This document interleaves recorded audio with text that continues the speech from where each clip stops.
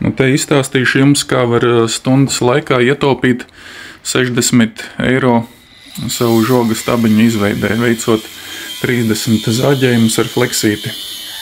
Un tā ietaupot 60 eirīšus.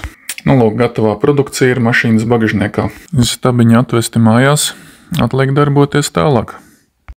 Nu, tādi tie stādiņi. Kur fleksis iztērētas kāds 10 ripas. Un redz, kur šitie te pasakaini jaukie galiņi. Tādi viņi te ir. Un redz, kur atgriezumiņi, vesela čupa. 45 galiņi.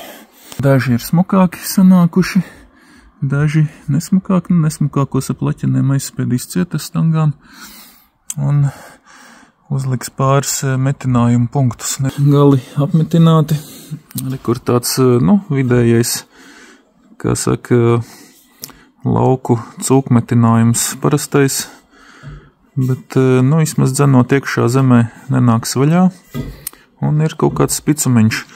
Un smilts gar malām ies un virzīsies un sablīvēsies. Tādā veidā viņš kā ķīlis ieķīlēsies zemē un mazāk ļurkāsies. Lūk, šitie 12 stabiņi ir nomazgāti ar benzīnu, varēs nokrāsot viņus smuki. Redz, kā top šitas te dzinējs, jāpiemetina trubai galā vāciņš. Jā, šitā te izskatās truba, un tā būs truba, ar ko dzīt iekšā stabiņus. Lūk, šis te ir dzinējs, ar ko dzīt iekšā sēta stabiņus.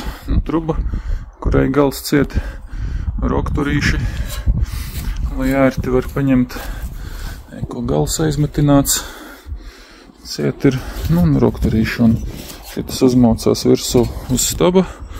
Sēta staba, kur ir stabs, kur ir dzinamais. Dzinamā uzmauc stabam virsū.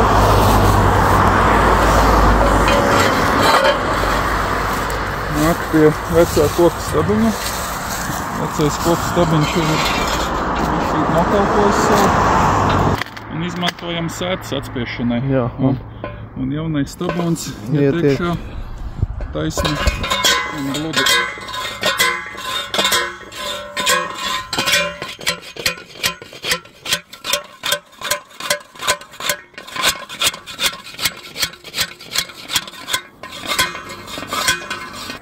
Instruments nost, un kokstabs aizmetās projām.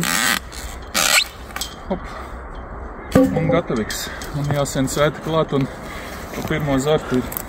Tā mēs strādājam ātri un kvalitatīvi. Ātri un kvalitatīvi, un turās un turēsies 100 gadu. Ļoti skaisti. Kā tā. Debesis skaistas. 4 stundās 44 stabiņi, 150 metri sētas gatava.